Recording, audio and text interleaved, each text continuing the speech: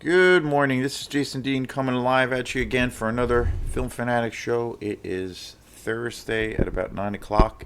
Another pretty cold, wintry day, even though it's technically not winter.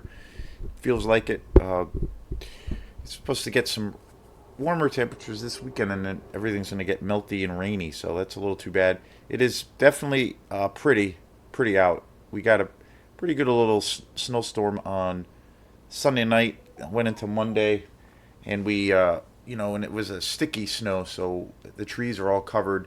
Definitely puts you in the mood for Christmas, and it's kind of like a postcard. Puts you in this like Christmas postcard kind of state of mind. It's pretty cool. But anyway, so today's show is on a movie that I've. It's one of those things I've seen it so many times. It's one of my favorite science fiction movies. That's one thing I've said in the past. Basically, the basic plan for this channel, and like in the basic description, is that it's all things horror and science fiction and everything in between, more or less. And I never feel like I love science fiction to death. Of course, horror is my favorite genre, but I love all kinds of genres, all kinds of styles. But I always have my go-to things that I always go back to, and science fiction is another, just such a deep interest for me, and especially when it comes to where you have that perfect combination of those two genres, where there's like this joint thing at the hip. And to me, when you have that sci-fi horror element, it's you just delivers the goods. It just, to me, it just, if it's really well done and it has a great blending of all of those elements, it just knocks it out of the park, and I just love it. There's a movie that I got into that I bought recently, and I had seen it a bunch of times when I was a kid. Creature, and it's, to me, it's a great horror exploitation movie, sci-fi movie, and it's basically an alien knockoff, but it's just the perfect combination of horror elements and science fiction elements. Plus, it's low budget. It's really cheesy, but it's just so amazing. Also, of course, the original Alien. So today's show is on one of my favorite Schwarzenegger movies, and I never, like, again, like I said, I never feel like I do enough coverage of science fiction movies because I love science fiction. Dune is my favorite science fiction novel of all time. I'm also a huge Philip K. Dick fan. So those are probably my two favorite writers. And then when I was talking about the combination of both of those genres in the literary sense, H.P. Lovecraft would be that person for me, combining all of those great elements of science fiction and horror. And to me, it when it takes on this cosmic scope or vision, it's like next level. But today's show is on Total Recall. This is it's always been one of my favorite Schwarzenegger movies, and also one of my favorite science fiction movies. This was like one of the first movies I remember seeing as a kid, as far as a science fiction action movie, that I really felt like it was kind of a transcending experience. I had this feeling of like total immersion. It was This movie was really ahead of its time because it really got into the whole world building thing. And of course, from a technical side, I actually haven't watched this movie in a little while, but I've seen this movie so many times and I'm going to watch it again very soon. But this, when you think of when this film came out, and which is nuts because it came out in 1990, which is just wild to me.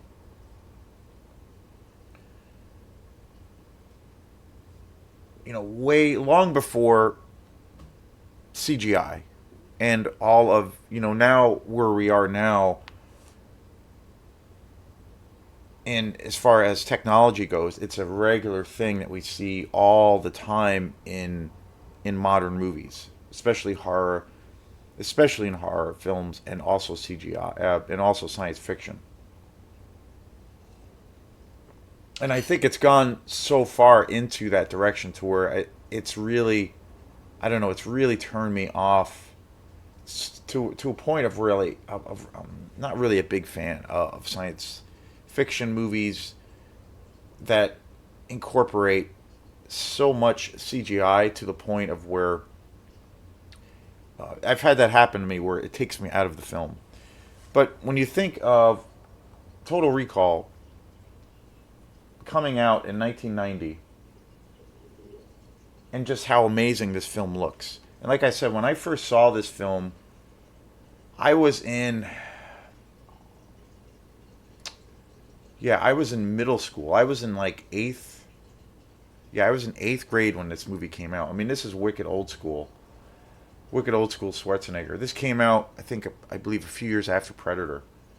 And by this time, Schwarzenegger was already a pretty big action star. He still is. He still is someone who's a name and still a draw. Of course, he was the governor of California. But I remember when I first saw this movie, I might have even seen this. When I was a kid, we used to go every weekend. I grew up in New York, and we used to go to. I lived in a town called Garnerville, New York, which where we lived in our area in New York was about probably like 35 minutes or so outside of New York City. Pretty close to New York City. But, we were more in like a suburban area. And so, but as a kid, I remember me, my mom and dad, we would always go to the movies. It was a regular like family experience. And I remember Nyack, which was the town that was probably about 15, 20 minutes away from where I lived.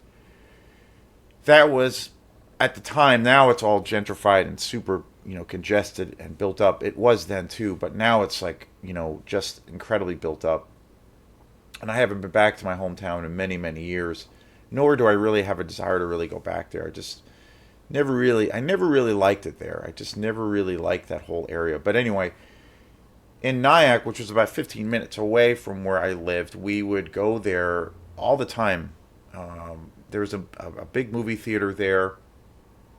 I remember as a kid always going there, and we would go to the movies almost every weekend, Friday or Saturday, and it was always super fun. And we would go to Friendlies afterwards, and I remember we would go to Friendlies and we would get like ice cream.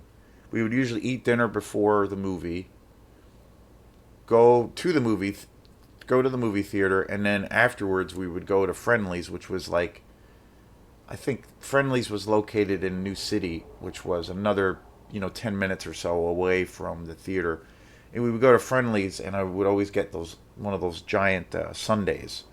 And it was always fun. It was a family, activity. We used to do it all the time. And I believe I did see Total Recall then.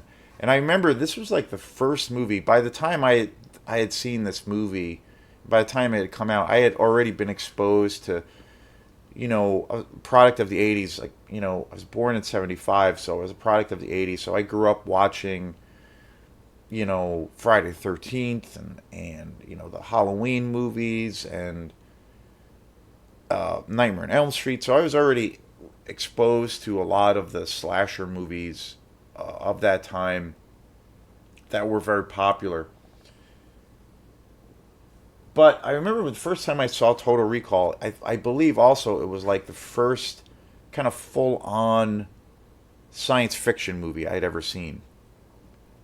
And I remember just it being an experience of where it was the first time as a viewer of a movie, but then just first time in my life that I was so immersed in a movie. Because of the world building, and now reflecting back to so many years later, when you think of technology and where it is now, and what these filmmakers had at their disposal as far as set design and world building, it's astounding. Everything was practical effects. everything you saw and that you would see would be have to would be this process, this long and incredible and long and incredible, almost painful process to kind of create these worlds with using miniatures and model sets, and so like, kind of basically what George Lucas did with Star Wars, and just an amazing film. This movie is, I think, one of the greatest science fiction movies ever. It's one of my favorite Schwarzenegger movies. Of course, Terminator, Predator, those are definitely my favorites. Predator's my favorite, but this is probably my favorite full-on Schwarzenegger movie as far as science fiction. It's brutally violent. It was directed by Paul Verhoeven. He was such a prolific director at that time. He was always kind of in put in this like controversial light. A lot of the films that he made were always known. His films were always known to be like really over the top, really brutally like brutal and really violent and very sexual.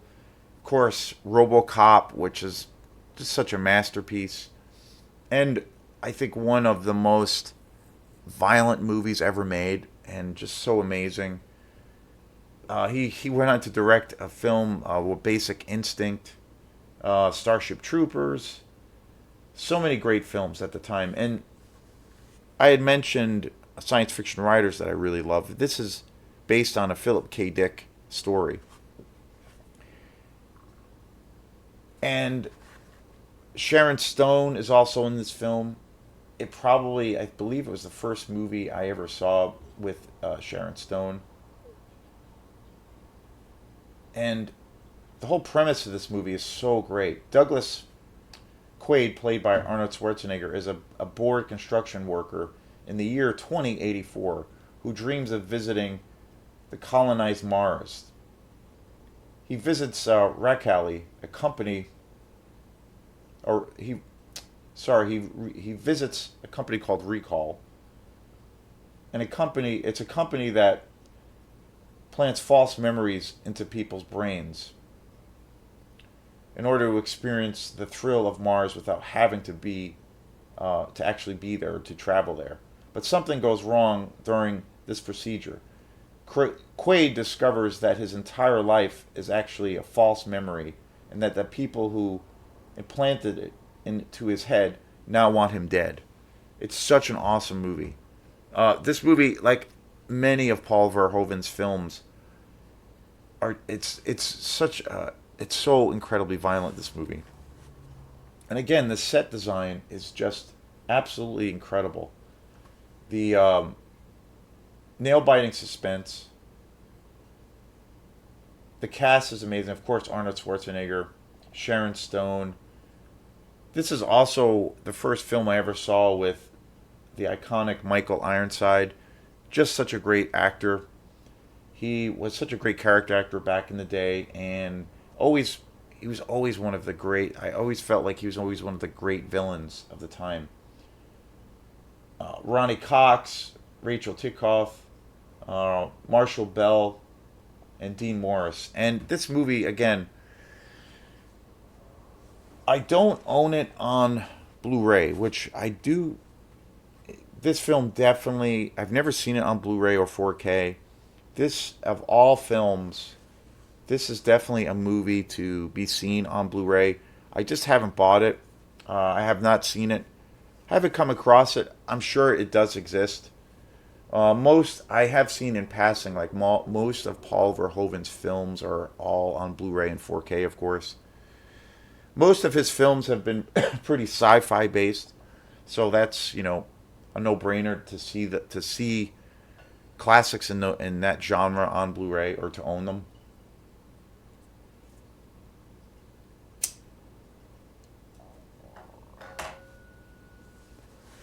This is a DVD copy or edition, and this is a really really awesome edition. It's like a collector's edition of Total Recall. It actually comes with a little Mars planet, and it has this really cool like canister. This is actually one of my favorite movies that I own, or one of my favorite editions, and it's just fabulous. And I can't even open the freaking thing. It's super cool. I mean, the packaging, it comes in a little Mars planet case, and then you can open it up. When I finally got it open, it has the little, really cool little decal, and then it's got the disc, the movie itself. This edition too is gorgeous. It's and it's got a really cool little booklet inside here. This was back in the day when DVDs were really given, a lot of royal treatment. It's got, all this stuff in here. I don't know. It's very cool. It's got all this stuff in here. But I bought this edition a long time ago. It was back. I've had this version for years, and I bought it when I got out of college. Was when I got really into films. I had always, really liked films or loved films, all the time before college and in high school, which I've talked about. But it wasn't until after college that I really got into film, and I started to seek out directors. And if there was a movie that I had seen at that time, I would want to see every movie that they had done, and so I would do that. And then during that time, when I got out of college, I started to buy DVDs, and I believe I bought this at Best Buy. And Best Buy, before I discovered Bull Moose Music, which is still my place, my main home away from home as far as movie purchases. Before that period, I would always go to Best Buy, and I believe I got this there. And of course, Best Buy is, as as the new year approaches, they announced a month or two ago that they are doing away entirely of their with their physical media, which is super sad. But I believe I got this there. But this is an amazing collection. There's all kinds of special features on here. There's all kinds of interviews. There's really great documentaries. This was during the time when DVDs were like, you had in the eras of digital formats or physical media. Of course, you had Beta, which was the first thing that first product on the market that you could, where you could rent the movie, and then you could also like tape over them, use them as blank tapes. And then, but Beta didn't last very long. VHS came along, and VHS became huge, and lasted for quite a few years. And it was an upgrade. It was I think an upgrade from a technological standpoint. And then, of course, DVD came around, or I should say, technically before DVD, there was, I believe, Laserdisc came out before DVDs. Laserdisc had such a short run, though. It died so quickly. It lasted for maybe a couple of years. The reason is it's because basically Laserdiscs are, they're these big giant records, and they're huge, and I believe they're actually bigger than your traditional like LPs, record albums. They're really big. They're really cumbersome. They get scratched easily. That was probably the thing that killed it, was that it just, you know, you, where would you put them after you accumulated all of these giant laser discs? And they were really, really sensitive to, very easy to get. They would get scratched really easily, and they were just mostly because they were so cumbersome. Then that ended. It died quickly. It's funny. I was in the store. The last time I was at Bull Moose, I saw this little section where they just sold laser discs. It was pretty crazy. I thought that was pretty funny, like used laser discs. And I know there are collectors and people out there that still watch laser discs. I saw a laser disc once. It was in this little shop, I remember, in a mall. It was a movie shop, and I remember as a kid going in there, and they had a laser disc set up, a laser disc player with a TV, and they had this like demo thing, and they were selling laser discs. And I was a little kid, and I remember seeing The Shining. They had The Shining on Laserdisc, and it looked pretty amazing. But and then Laserdisc died, and then of course DVD came along and just like blew the hatches off. Like that was massive. DVDs like the craze, the popularity of DVDs lasted for probably 12 years. I mean, and it was huge because back then it was the best way to see a movie. The quality was all, it was all digitally mastered, and the thing was they put all these amazing packages together with like loads of special features, and this is one of the best ones that came out, and you would get so much for your buck. I mean, you would get all kinds of special features. The transfer was great. You get commentary, and it was just great, and it was huge. And then Blu-ray came out after that, quite a few years later, and Blu-ray was this newer technology, this new upgrade, and it was basically this thing that was really, really hyped more than any of the other forms of physical media. I feel where it was going to be this next big thing, and it took off for about a year, and it got really huge, and people were saying, "Well, this is going to overtake the DVD market and all these kinds of things." And then right as it was kind of getting to be in that spot, it started to decline, and people stopped kind of buying Blu-rays, and then it kind of died off, and it never got as huge as they were expecting. It's still a thing, and it's still very popular, but it never hit that apex that DVDs hit. And then of course, and then 4K came out, and which is a very popular form of physical media, but you have to get a specific setup for that. You need to get a different kind of a TV. You need to get a player that plays 4K. It's a little bit more involved. It is a pretty amazing way to see films, but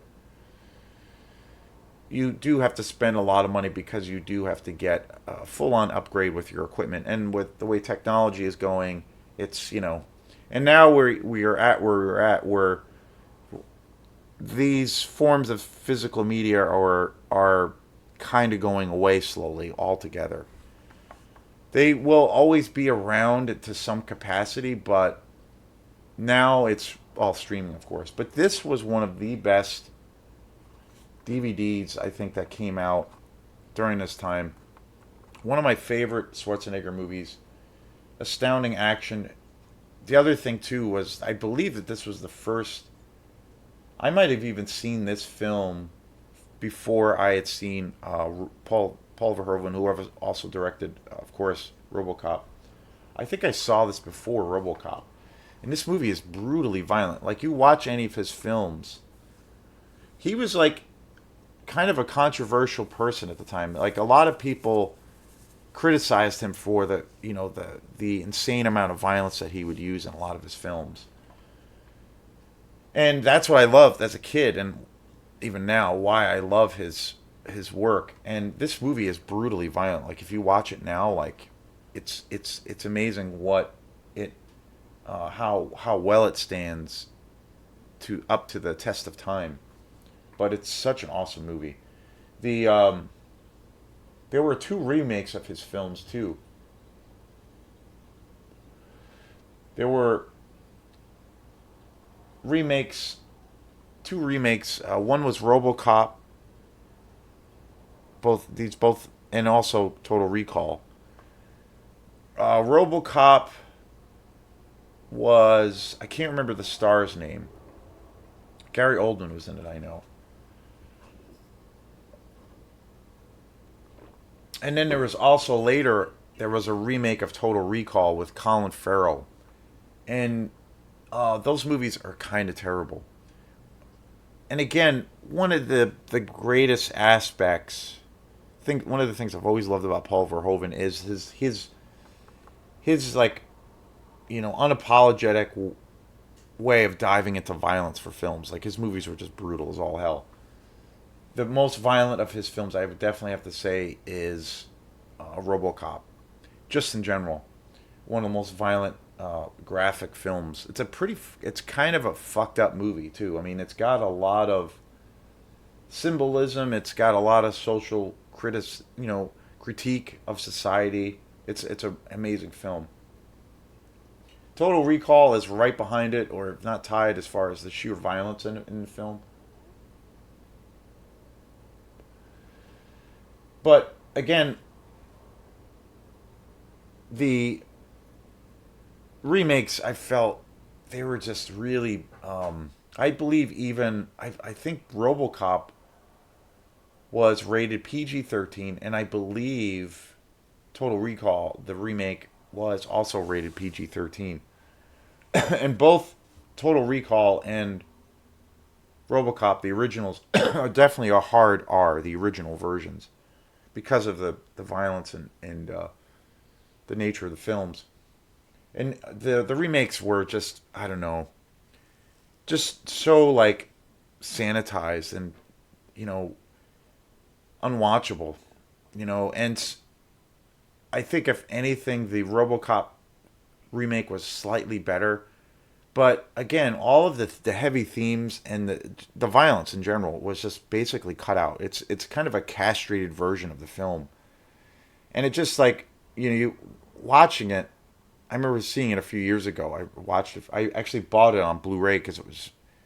I came across it and it was like $2, and I'd never seen it before. And I was like, well, it's Blu-ray. It's $2. I'll buy it, and it totally sucked. And I was like, about an hour into it, I was like, I need to watch the original because this is just hurting my brain. And that's what I did. And it just it's just like, yeah, okay, it's so obvious. And then they also did the remake a few years later of Total Recall. It's the same thing. And it's testimony to Paul Verhoeven's like brilliance at that time of where the world building, the use of the technology, the use of practical effects, especially unprecedented and so ahead of his time. And the remake with Colin Farrell just did not have that aspect to it. I mean, it didn't go as far, and it wasn't as it was definitely not as an immersive situation or experience as the original.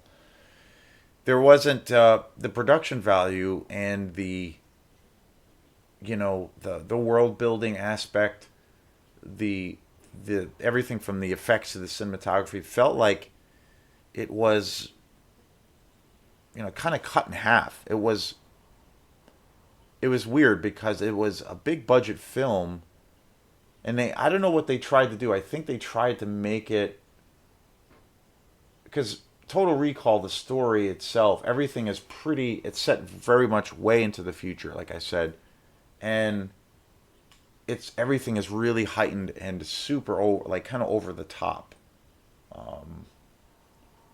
and that's part of the attraction um, to the film. Obviously it's set in 2084, so way into the future. So it's super sci-fi based. It's super heightened and super fantastical. And the remake had this. I don't know if they tried to make it closer to that current year when the film came out. So it definitely had the sci-fi element, but it was a little bit more. I think they tried to make it where it was a little bit more closer to our reality. It wasn't so over the top. I don't think the timeline was set so far in the future. And they tried to make it into this more grittier kind of contemporary feel, even though it would have those science fiction elements, but not as over the top or as it was. It wasn't set so far into the future. I think that's how I remember that movie being. And again, it lost that magic that the original has because it is a full on, escapist experience. But the main thing was the violence and the battle scenes were totally like, the balls were totally cut off. And again, it was, it was kind of it's kind of blasphemy that it got a PG-13 rating. I'm like, what are these people doing? What are these executives thinking? Like, do they think that people are just all stupid and they can't, like, handle violence, or are they too is the audience too sensitive? And it just doesn't make any sense, because you have this classic that's always going to be there and people are always going to see it, and all one has to do is reference that or see that and see, well, no, this was like, a much higher level to, they set, Paul Verhoeven set the bar so high, so to make anything subpar is just so obvious. And I just feel like they underestimated the audience. They tried to obviously give it, they wanted the film to reach a a different audience. Maybe, it's a PG-13 rating, which is so stupid. Like, why would they have to do that? Because already, you know, it would have made money anyway if people just, if they just went ahead and tried to keep those elements. The remake bombed too. It died, and both remakes of Paul Verhoeven's films, RoboCop and Total Recall, died in the box office. The original versions, Total Recall, like, these movies were huge.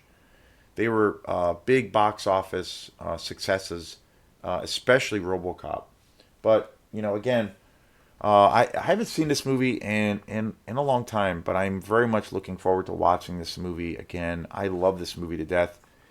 One of the greatest 90s, or just one of the greatest science fiction movies ever. Paul Verhoeven back in the day was the man, without a doubt. And like I've said, I never feel like I cover, as much as I love science fiction. I do have a lot of science fiction movies on this channel, but at the end of the day, I feel like I don't have enough. And this was a movie I've been wanting to talk about for quite a while. So I don't hear this movie talked about all that much. The movies I hear always brought up when people are discussing Schwarzenegger's career, obviously Terminator and Predator. Rightfully so. Both those films are masterpieces. But I feel like this movie is just as good, if not better. And people should talk about this movie more. But amazing, and I will at some point get an upgrade of this film and get it on Blu-ray, because I'm sure it would be just mind-blowing, totally mind-blowing to see this on Blu-ray or 4K. So thanks again, and we will see you next time. Peace.